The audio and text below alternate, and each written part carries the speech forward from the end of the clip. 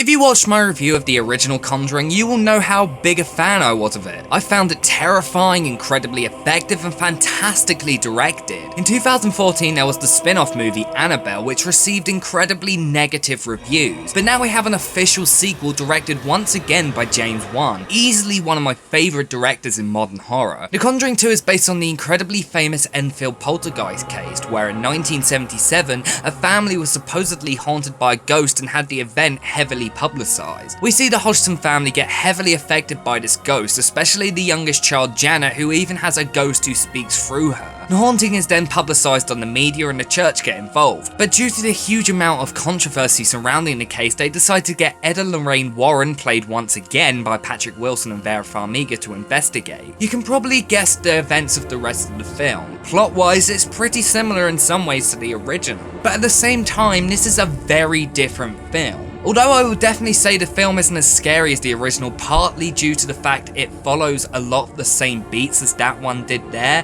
the scares that were really good in this film, I actually thought set the film apart from the first film. There are a couple of scenes in particular that I don't want to spoil that I found really terrifying and well done. Although I definitely feel the film isn't as tense and does lack a lot of build up, there were a few parts that I found genuinely creepy and unnerving. But one problem I did have was the amount of jump scares in the film. I was alright with the jump scares in Insidious in the first Conjuring movie because they actually showed the ghost and weren't false scares. And yeah, there are no false scares in this film. I just felt that the build up to them wasn't as good. There are a couple jump scares that came out of nowhere that I actually did think were fantastic, but a few too many times I was just left feeling like the scares were pointless and would have been a lot scarier without the jump scare. In fact, one of the most terrifying scenes in the film, in my opinion, didn't have any jump scares at all. The scene was played slow at first, but then got really fast and creepy towards the end.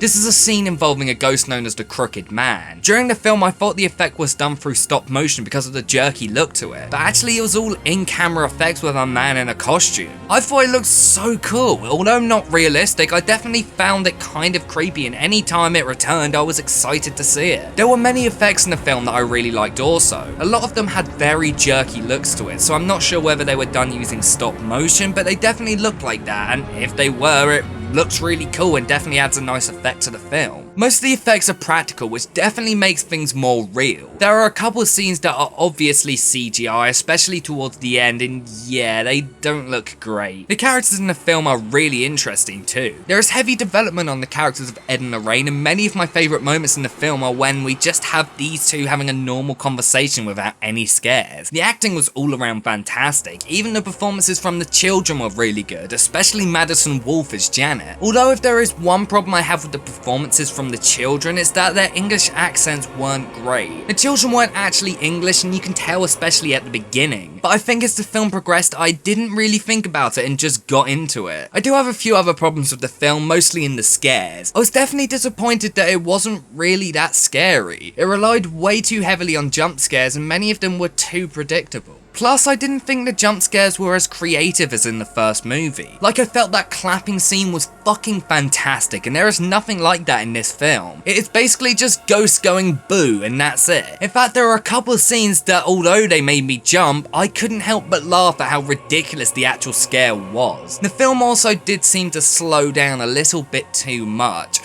One of the things I loved about the first movie was that it kept moving. It rarely slowed down and stayed terrifying start to end. You rarely had time to breathe and calm down, so you were constantly on edge. Whereas this film definitely has way too many moments of pretty much just nothing. Like, there is a 10 to 15 minute section where nothing happens at all, and I definitely don't think it really added anything but padded out the movie, which didn't really need to happen seeing as it was already over 2 hours long. Also, I felt that there were too many different main ghosts in the film. There were only 3 ghosts in it, but I felt like there were just too many to keep as recurring ghosts. Either stick to one ghost or have loads of different ones. Also, am I the only one who thinks that Nun ghost looks like Marilyn Manson? Like, after the first time we see her, I didn't find her scary anymore because I just thought she looked like Marilyn Manson. But those are the only problems I have with the film. Although nowhere near as terrifying as the first movie, this is still a really fun haunted house movie. The direction is fantastic, there are a few really great scenes that I love, and I felt that this was a huge step above many of the horror sequels out nowadays. movies. Like, although I liked Insidious 2, I did find it really boring a lot of the time, whereas this film, apart from a few moments, is pretty much all full of energy and only stops a few times in the film. It's not a perfect film, but a lot of fun and definitely one that I recommend, especially if you're a fan of the first movie. I give The Conjuring 2 an 8 out of 10.